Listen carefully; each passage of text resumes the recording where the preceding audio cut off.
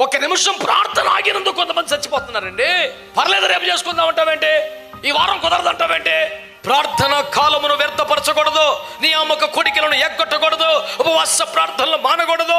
చేతులు పరివెక్కి కాస్త relax out చేతులు తిప్పితే ఈ లోపే కొందరు చచ్చిపోతున్నారు. ప్రార్థనలు మానిన కాలము ఎందరికో నాశనం అయిపోతుంది. ప్రార్థనలు ఆపేసిన కాలములో ఎందరో నశించిపోతున్నారు. ప్రార్థనలు ఆపేసిన కాలములో శత్రువు పై చేయి సాధిస్తున్నాడు. ప్రార్థనలు ఆగిన కాలములో శత్రు రాజ్యము ప్రబలుచున్నది. ప్రార్థనలు ఆగితే దేవుని రాజ్యమునకు నష్టము కలుగుచున్నది. కనుక ఏ విధము చేత కూడా ప్రార్థనలకు అభ్యంతరం కలగకుండా దేవుని సంఘము సకల జాగ్రత్తలు తీసుకోవాలి. దేవుని ఆత్మ సహాయాన్ని తీసుకోండి. నా ప్రార్థన జీవితం ఆగకూడదు ప్రభువా, నా ప్రార్థన సమయం అభ్యంతరం అవ్వకూడదు ప్రభువా, సంఘ ప్రార్థనలు ఆగకూడదు ప్రభువా, కుటుంబ ప్రార్థనలు ఆగకూడదు ప్రభువా, ఉపవాస ప్రార్థనలు ఆగకూడదు ప్రభువా, నియామక కోరికలు ఆగకూడదు ప్రభువా. ప్రార్థన ఆగితే నష్టం అదే.